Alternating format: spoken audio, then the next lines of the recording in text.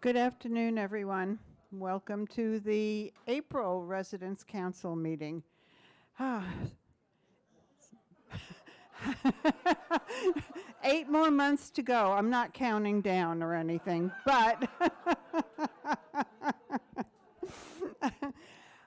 today I want to talk about something that most of you heard a lot about this past month, and that is the issue of refreshments at committee meetings, or what has been labeled as the food fight by someone who shall remain anonymous.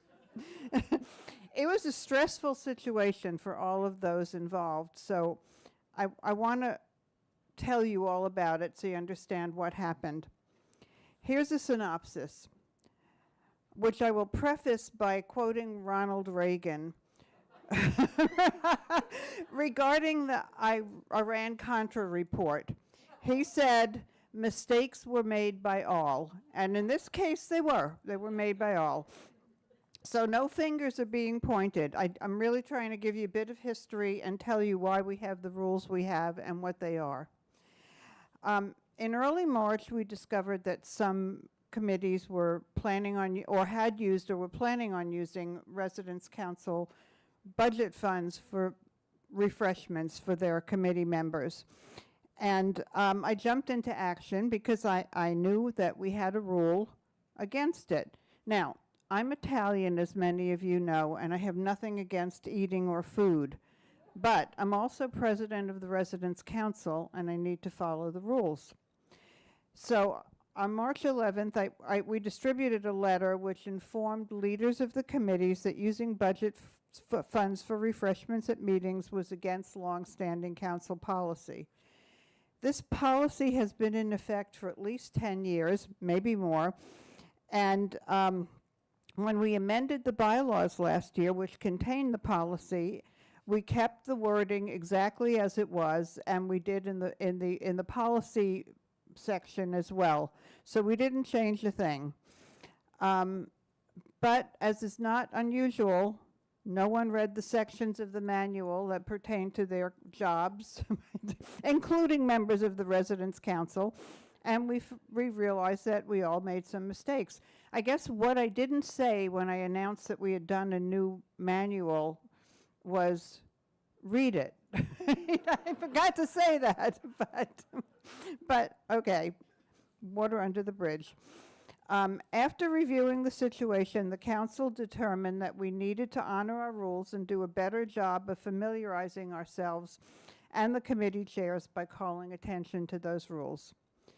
The specific rules for this issue are found in the Operations Manual, Section 5, the Program section, and Section 10 of the Policies. And they say, Residents' Council funds are not to be used for refreshments at committee meetings or gatherings, except as stipulated in Policy 10.3.8. Committee members who choose to supply treats or use some of their own monthly dining fees for expenses are appreciated. And then 10.3.8 is more specific and says, refreshments for functions provided by HH Food Services or purchased elsewhere may be charged to Residents' Council budgets for functions that are A, open to all residents, B, that include all residents over time, or C, that are specifically approved by the Residents' Council for this purpose. And an example of this is the Welcoming Committee New Residents Mixers. A one-time mentee meal may be charged to the Welcoming Committee. For all other functions, refreshments may not be charged to committee budgets and should be paid for by the committee members themselves. You can find the manual on HH Connect and in the library, and you can even print sections of that. Refreshments have always been allowed at new resident mixers for monthly birthday parties, both of which, if you've been to them, are really quite lovely. For meals for outside speakers and entertainers, and mentee meals. Of course, we also sponsor parties throughout the year, like the Halloween party, the New Year's Eve party, for all residents, not specific groups. The reason for limiting council funds to these functions is simple. We try to remain true to our founding document, our Articles of Incorporation. They state that our purpose is, the Residence Council that is be responsible for the general supervision of all social, entertainment resources and service activities of Horizon House conducted by resident volunteers, and to appoint and supervise as needed such committees as deemed advisable to support the corporation's activities. In doing this, we have to marshal our resources. Our funds are not unlimited. The council and committee system was designed to bring us entertainment and educational programs that benefit us all. As such, committee funds are designated for activities. We have 60 or so committees, and I'm sure all of them would like to be able to use funds for food, but imagine what that would do. We'd have nothing left for anything else. Right now, we have some reserves. Revenue has remained steady, but costs of programs have increased and will do so again next year. My hope is that new residents will also bring in new ideas and new programs that we'll be able to fund. Of course, we don't know what the future will bring, and we need to be prudent. So to wrap this up, if you are a committee chair, please familiarize yourself with the rules in Section 5 and review the policies in Section 10. This goes for coordinators as well. Now, for new people or people who have never gotten involved, remember that you don't have to sign up for a committee to go to programs, but if you do sign up, we would really like you to. Prepare to be an active participant, even if you just express your opinion once in a while. The choice is yours. And in other business, I recognize that not everyone knows where to dispose of certain items. I've been asked, and I've been asked to bring this up as well. Here is a brief rundown. There is pill disposal container in the alcove in the hallway leading from the B1 activity room. Don't throw pills that you're not using anymore down the toilet or in the garbage. Put them in the actual disposal. There are sharps disposal containers in the B1 bathroom and also in the ladies' room across from the Myrtle Edwards room. And B3 is the place to dispose of most items that can't go in the recycle or garbage, such as electronics, styrofoam, old linens, water filters, and much more. Next thing is that we don't have a chair for Memorial Day celebration. So for now, there won't be any unless someone steps up, and that's coming up soon. So if anybody's interested in sharing that, let Ned know, and we can get that done, but otherwise there won't be. The summer picnic, on the other hand, is going to be chaired by Gary Fuller and will take place the first week of September. Thank you, Gary, wherever you are. I think they're in Japan right now. And finally, don't forget the spring fling on Friday at 2:30. Come on down, dance, take lessons, watch, listen to music, whatever you like. It's a low-budget affair, so there will be a no-host wine and beer bar, but there'll be, but there'll also be a hosted, there'll light refreshments and non-alcoholic drinks. So let's have some fun. And now for Lori.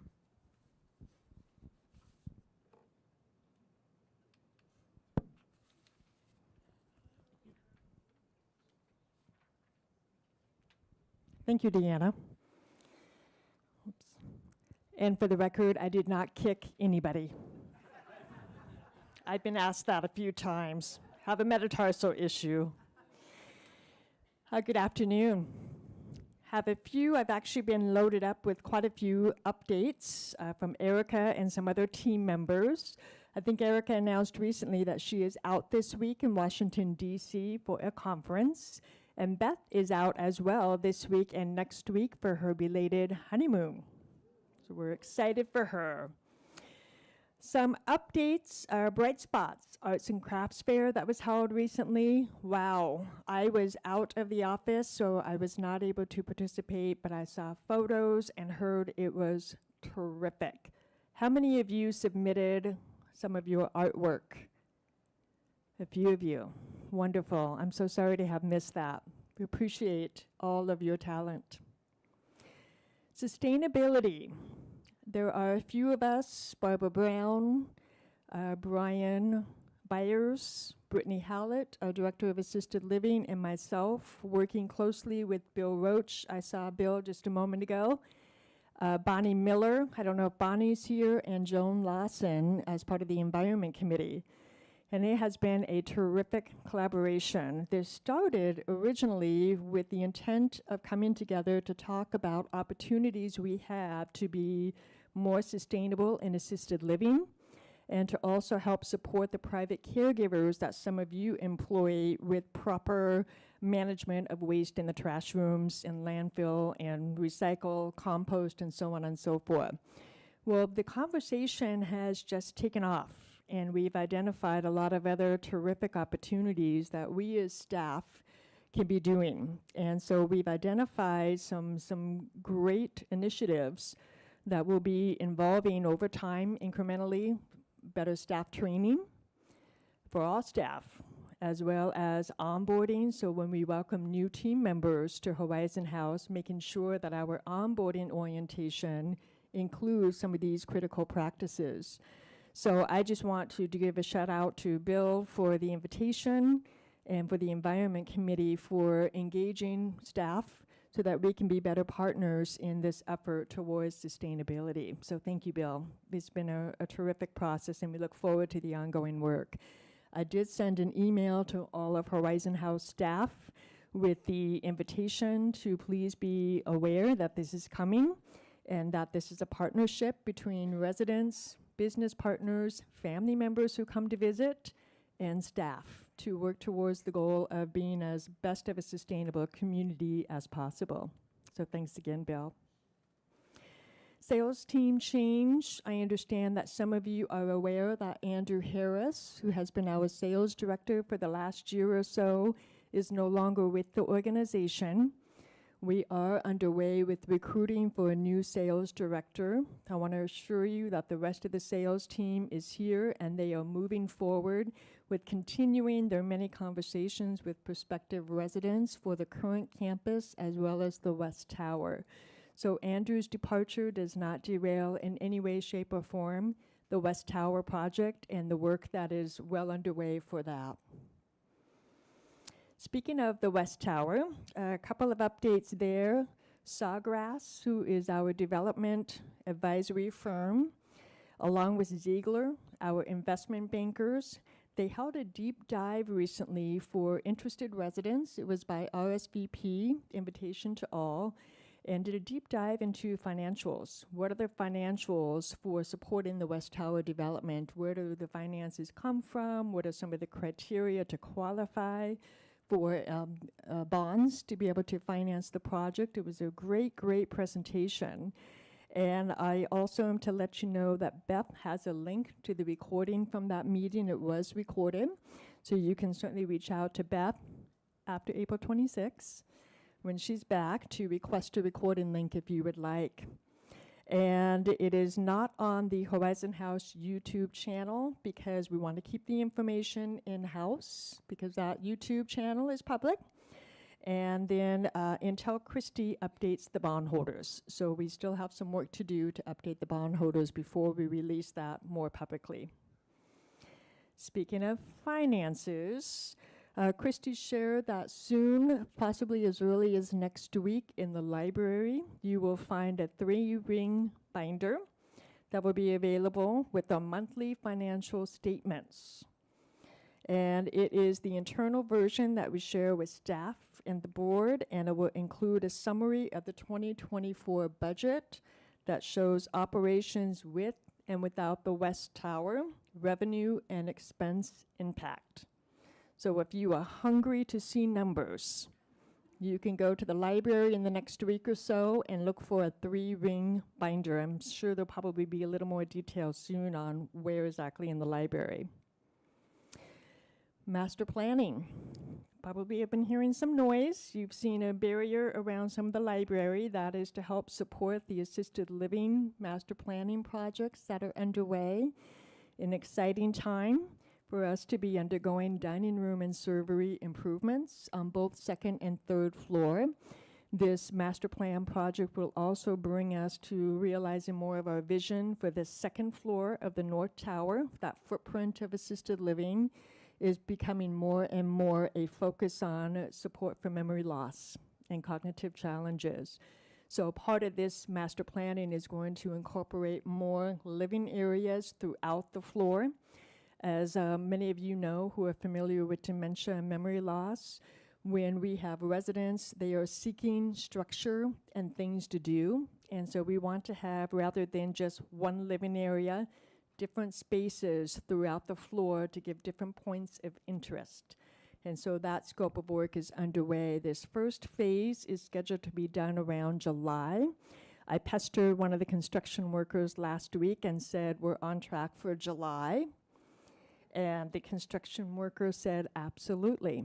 So hopefully that will be the case. Caring Communities, some of you have heard, I think Erica referenced this. Caring Communities is our insurance company, and they are specialized and just serve senior living communities like Horizon House. We are very involved with them. They give us a lot of great resources so that we can be doing our best work and to help with liability issues. And Erica was at their conference recently, and I will be going to the Spring Education Conference in May. Board meeting coming up next month in May. It is going to be on May 7th from 5 to 6 p.m. here in Anderson Hall. And it will be an opportunity for all of you to join and participate. It is an opportunity for the board and all of you to have a conversation as a follow-up to the annual meeting in February based on some feedback that came from many of you. Questions for that open meeting can be submitted to Beth in advance by Monday, April 29, or certainly you will be welcome to ask questions at that board meeting. I actually will not be present for that meeting as I'll be in Arizona at the Caring Communities Conference. Operational questions of nature, we will ask that you hold on operational type of questions because typically the board is not involved in operations. And we can address those at the following month's small group sessions. It would be the following week that the quarterly small group discussions will be held. So operational questions you can bring to those forums. And to better understand what kinds of decisions the board makes, you can watch the governance forum led by Ned Lang and Bill Anderson. It's on our YouTube channel titled How Decisions Are Made at Horizon House. And there'll be more information on that in this Friday's alert. I'm excited to share that yesterday afternoon I went over to the Mirabella and met with the resident who is organizing the annual Parkinson's Walk.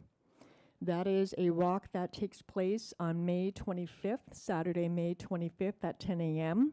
The large public event takes place that same time and date at the University of Washington. Last year, for the first time, some Mirabella residents organized this on a smaller scale to be more friendly for seniors and those with more mobility challenges. And they invited residents from Horizon House and Skyline to join them at the Mirabella to walk throughout their courtyard. They had music and some light refreshments. Last year, I know that Erica Campbell, when she was here, just reached out to a few select residents and got some taxi cabs. Parkinson's is I'm seeing more of our residents with Parkinson's. I think it's really important to highlight this. And so I want to start getting this communication out now so you can plan and perhaps join us. And so I have reserved a shuttle. And this is just new news as of yesterday afternoon, so give us a little bit of time to organize some information, and we will invite you to sign up with interest at the concierge desk so we can understand what is the interest and what is the capacity for transportation in the shuttle. and what might more do we need to organize for some transportation. So stay tuned for more information coming in the alert on that. And I want to thank those of you who participated in this morning's spring COVID booster vaccine event. We held it all morning, and then this afternoon, they are right now up in assisted living for all of our residents there, and we will do this again next Tuesday. I see three of you who didn't come to your appointment today, so for those of you who may have missed, stand by, we'll be calling you. You will have another opportunity next Tuesday to hopefully be able to come and join us. We are past the deadline now for any other consent forms because Easterns needs time to process that insurance information. So if you want to try to get a booster, Easterns is quite close by on Minor and James. You can certainly reach out to reception or myself to get some information on Easterns location. And some of you have let me know you've received yours outside of Horizon House, so thank you for that. And finally, we have our next fireside chat coming up on Friday, April 26th at 10 a.m. Deanna, am I supposed to take questions or any burning questions? Great, thanks so much. Oh, whoops, one more. Nancy.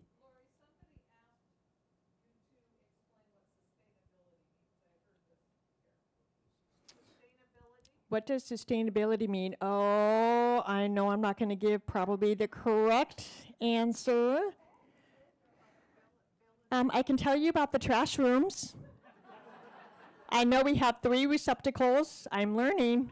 We have compost, recycle, and landfill. Did I get it right, Bill? I've had some good teachers. And sustainability is trying to protect and preserve our environment. We have a goal of being carbon neutral by 2032. Did I get that right, Bill?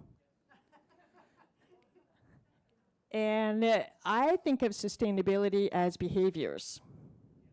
And we all have opportunity, staff especially, myself, to change behaviors so that we can contribute to making our environment sustainable for as long as possible into the future of my children, your grandchildren, and generations to follow.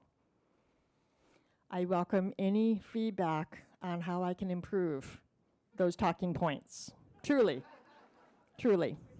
All right, any other questions? Thank you.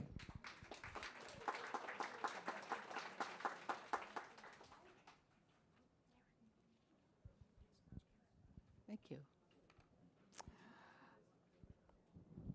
The meeting minutes of the March 19th general meeting. You can imagine what I'm saying, though. What else do I ever say? The minutes were circulated. They have been corrected with input. And unless there is further comment, they will stand approved.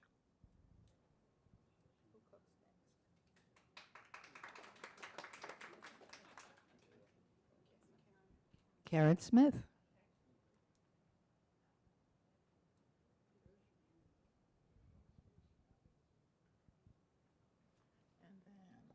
There we go. Okay, whoops. I need to use it.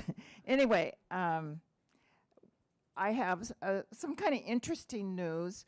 A lot of people are moaning about the higher interest rates, but as treasurer of your residence council, it's been a good thing. And Fed Chairman Jerome Powell just announced he's not going to be in any hurry to lower rates.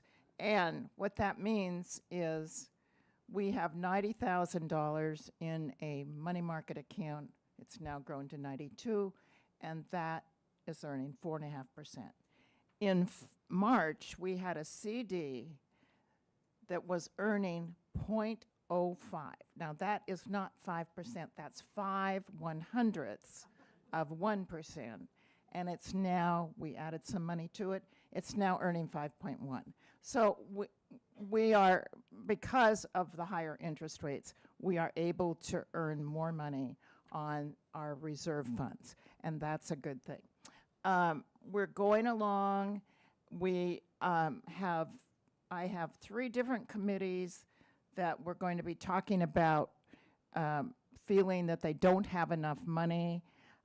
If any committee is feeling they have too much, I'm happy to hear about it. But anyway, so we're going to be meeting to see what we can work out. We do have some contingency funds which we can draw on for this very reason, because things come that weren't expected. So I think things are going well, and I appreciate all that you do. That's the lovely part of having my job, is I become aware of all the things you do to make this place very special. So, and I will call on Jennifer, who will tell you about our source of funds.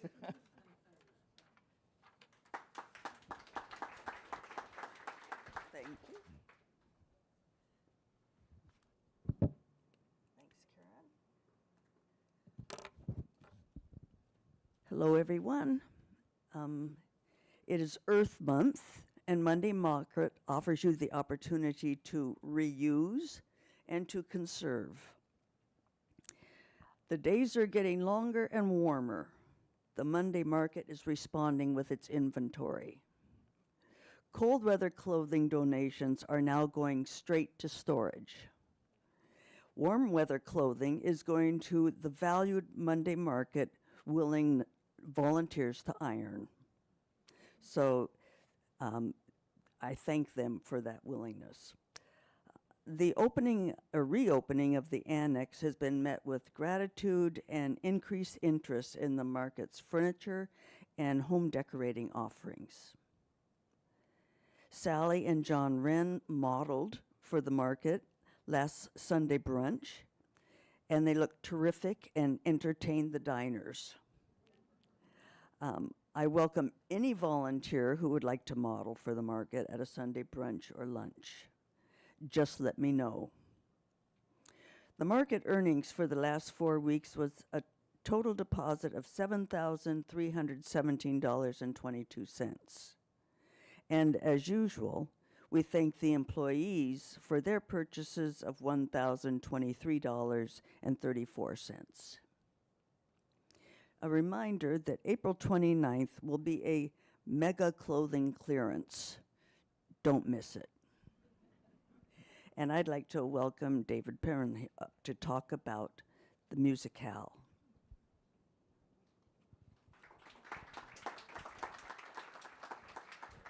Thank you, Jennifer. I'm David Perrin, the head wrangler for the Sunday Musicale Committee.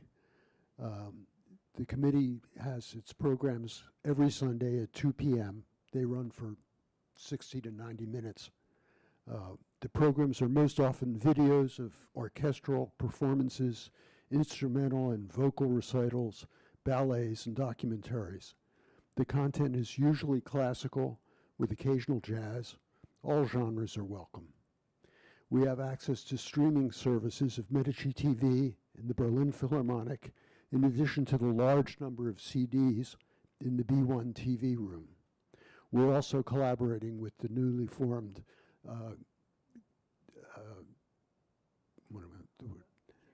Chamber Music Committee, I'm sorry. And we'll be showing the Sunday summer chamber music concerts at the Sunday Musicale. We lightly curate the CD collection in the B1 TV room, and we urge you to check it and them out. Just return them to the bin on the bottom shelf. No sign out is necessary. We'd love to have new members join our programming team. Please call or email me if interested. Thank you very much. Next, Susan.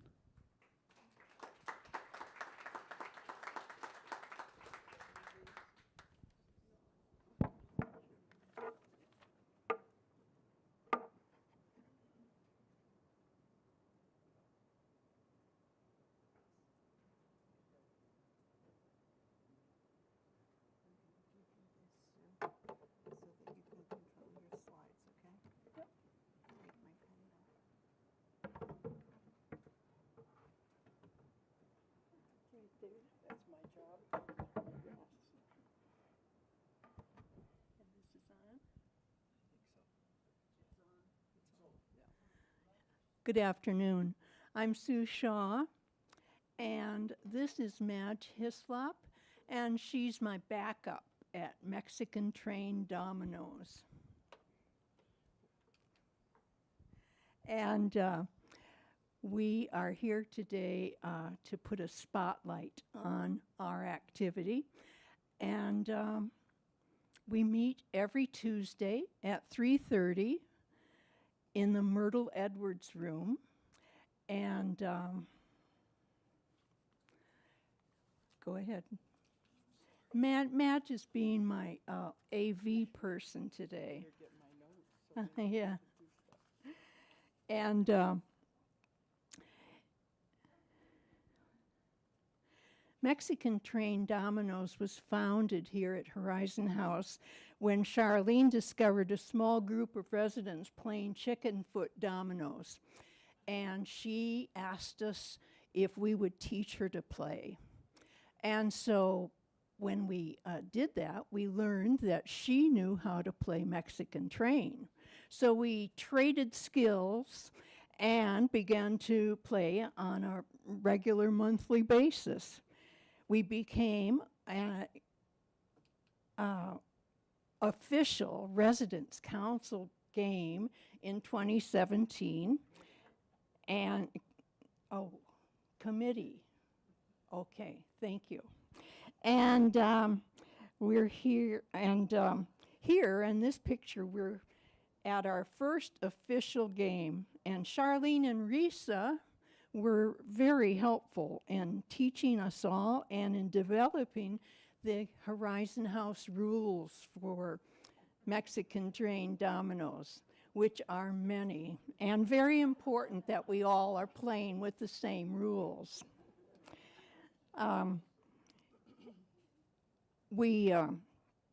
Here we have 6 players playing in the Myrtle Edwards room in a recent game. And in the smaller photo, I tried to put that in to show the numerical dominoes, which make it easier for players who have vision impairment. And many of us actually find that using the numerical dominoes is easier for all of us, really. In the larger photo, we have 6 players who are relaxing and ready to enjoy an afternoon of dominoes. But if there's one thing we've learned in playing dominoes, it is that change happens. And this is it. Someone shows up late, just when we settle in, and we adjust and move on. With 3 at one table, 4 at another table, and we go with the flow as each week players come late or leave early. Thank you. We all enjoy the energy of playing. Back up, yeah. No, I'm sorry. We welcome the energy of the Horizon House staff when they have time to join us. They really add a lot. And sometimes Eli pops in to play for a half hour, and it's always fun to see him. This final slide actually got messed up in the formatting as we move these. So I'll have to read this because it's all kind of pushed together. But these are some of the benefits of playing some simple games for people our age. Of course, meeting new friends, improving mood, slowing cognitive decline, laugh with friends, reduce stress, improve memory, stimulate your brain, socialize, build problem-solving skills. And one of the, a recent study actually shows that playing simple games for older people is as beneficial to our brains as meditation, and it's a lot more fun. Yep. Okay. Should we do it again? All right. Madge, thank you. Oh, you're very welcome. And thank you to the council for giving us this time.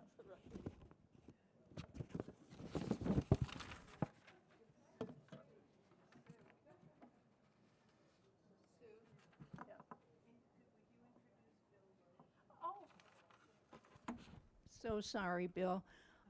Bill Roach, talking about sustainability.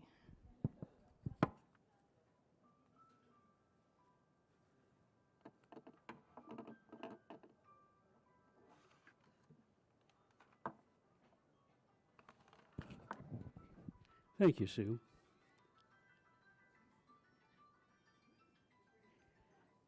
On that lovely note, I want to thank Deanna and the Residents' Council for inviting me to represent the Environment Committee and describing the ongoing Earth Month activities at Horizon House. Why is it Earth Month? Well, we've had such a positive response from all the committees and staff to our invitation to help us recognize Earth Day that we were required to expand to a full month in order to include every offering that we have. Earth Day is now an annual worldwide event on April 22nd to develop and demonstrate support for environmental protection.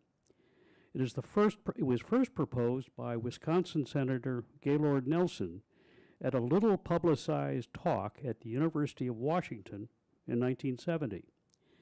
He was able to attract strong bipartisan support in Washington to make Earth Day an annual event, so much so that President Richard Nixon planted a tree on the White House South Lawn to recognize the first Earth Day, and went on to create the Environmental Protection Agency later on that same year.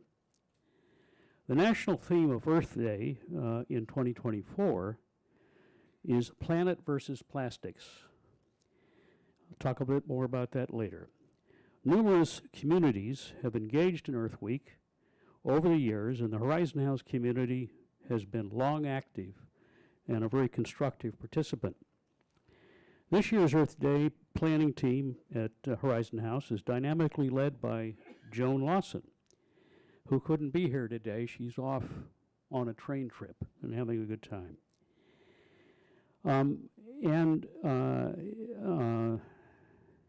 We have scheduled 28 separate presentations, workshops, films, services, and discussions focusing on health of the environment this month.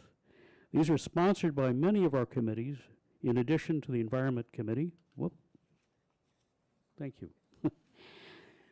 In addition to the Environment Committee, I would like to highlight just a few. The top of the list is Monday Market, the place to go every Monday to reduce, reuse, recycle. Thanks to Jennifer and Elizabeth Hoover and all of their volunteers.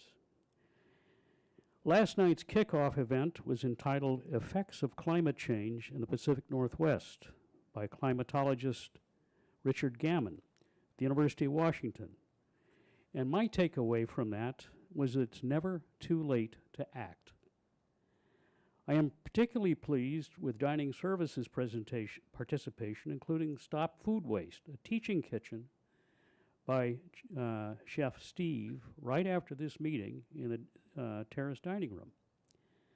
On Thursday, Reverend Bill Comfort leads an Earth Day celebration entitled Living on Earth, about our interactions with the earth, how we are nurtured by it, and the challenges we faced living on it. In the Friday night film this week, we see Join the Regeneration, in which a father explores what 2040 will look like to his 4-year-old daughter, identifying practical solutions which are available today, which will shift to be the mainstream and common practice by 2040. Next Monday morning on Earth Day, we will offer a waste management workshop presented by Recology, Cedar Grove, Seattle Public Utilities, and our own Barbara Brown of Environmental Services. By the way, I'm pleased to announce that Barbara reports that our waste management efforts at Horizon House have improved enough to reduce the trash pickups from a weekly to every other week.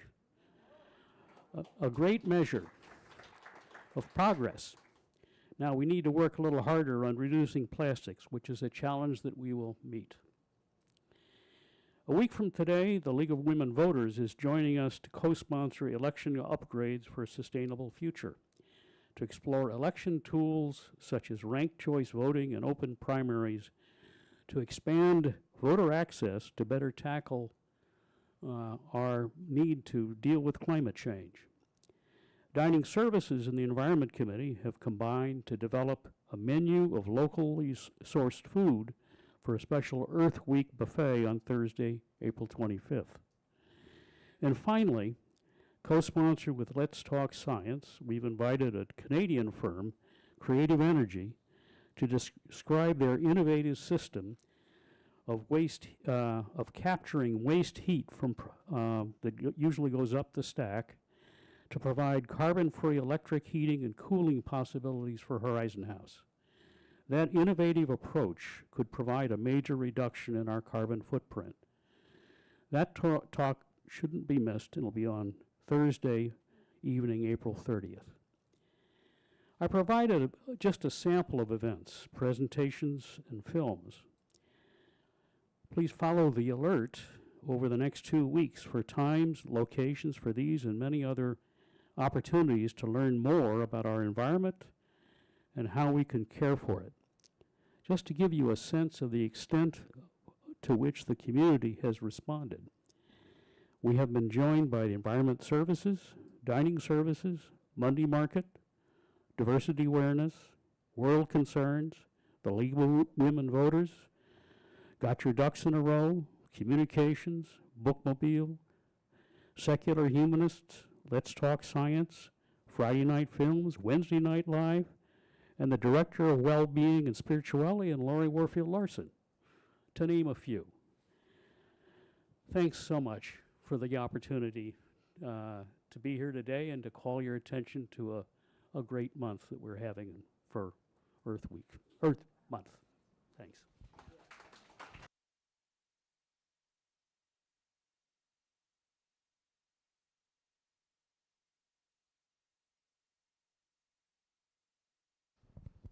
Ann, Vice President of Administration, remarks of burning questions.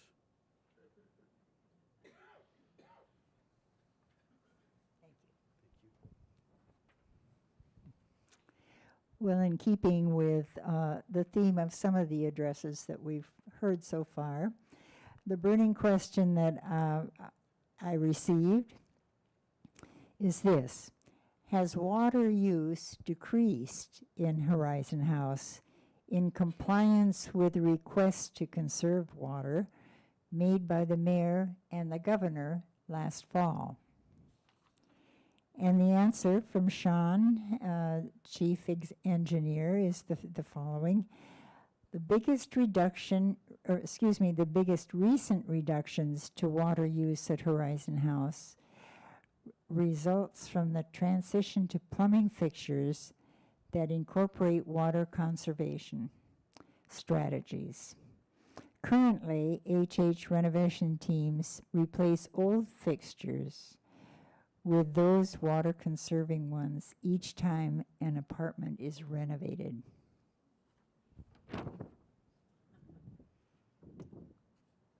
Deanna.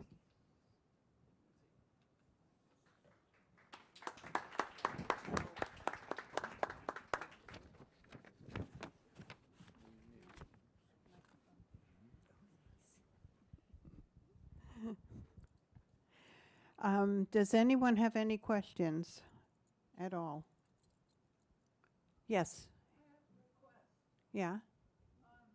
This morning, I was talking in the swimming pool with White Camps, and as we all know, what's her name? Audrey? Audrey, thank you. Audrey suffered a minor stroke Right, on the garden right. terrace.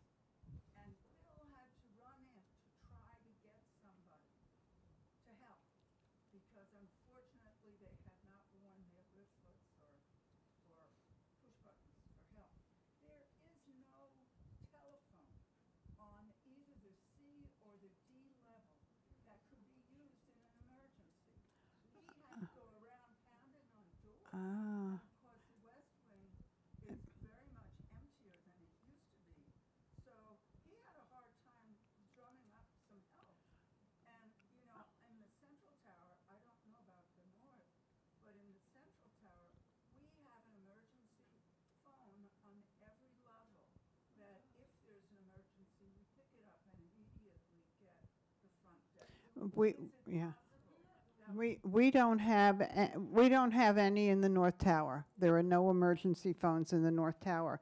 But it seems like maybe they can put a phone in the lobbies of the C and D gardens. I'll speak to Erica about that and see what can be done.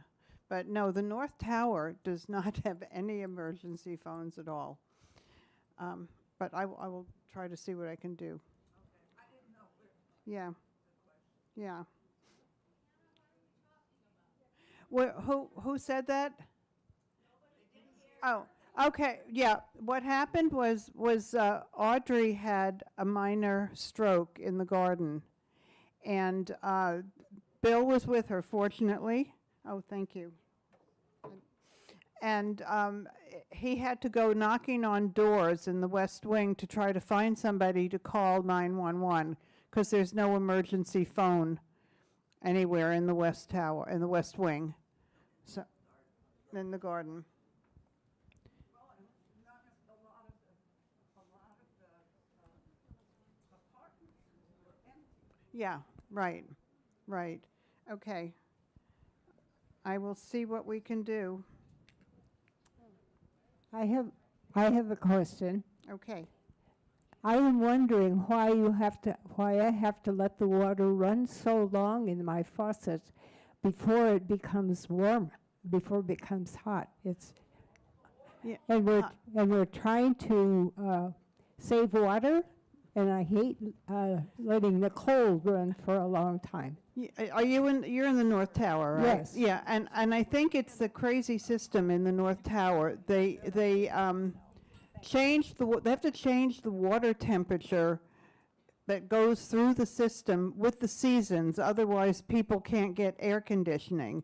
And Sean turns it down in the spring. He's turned it down already, and that's why you're feeling freezing air coming out of the vents in your lobby suddenly. So it has to do with that system. I have the same thing. You run it forever, and it never.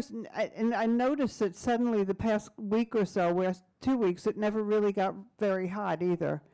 And I think it's a function of the system. But I will talk to Sean about that and verify that. Anyone else? Sally? Wait, Carrie's coming with a microphone. I would just like to announce that the Diversity co-sponsored by the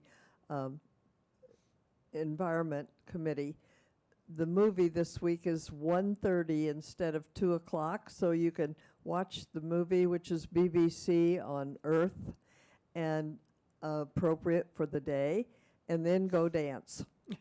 Okay. Anyone else? I have no voice. What did you want to say? The phones are in the trash. No, not in the North Tower. West Wing. In the West Wing. Oh, okay. So you have, like the Central Tower, you have phones in the trash rooms. No, Okay. no, that's not quite right either. Well, on every floor in the West Wing? Well, you're not in the West Wing though, Sally. She can't speak Yeah. right now. Her voice is gone, so I'm interpreting. Okay, all right, so, okay, did you hear that? The phones are in the trash room. So that's probably what my answer is gonna be, but I'll see if they can put any closer to the garden. Anyone else? Deanna, I would just state your pendants will also work if you are on the terraces. Right, but they It- didn't have their pendants on, So- yeah. Anyone else? Okay.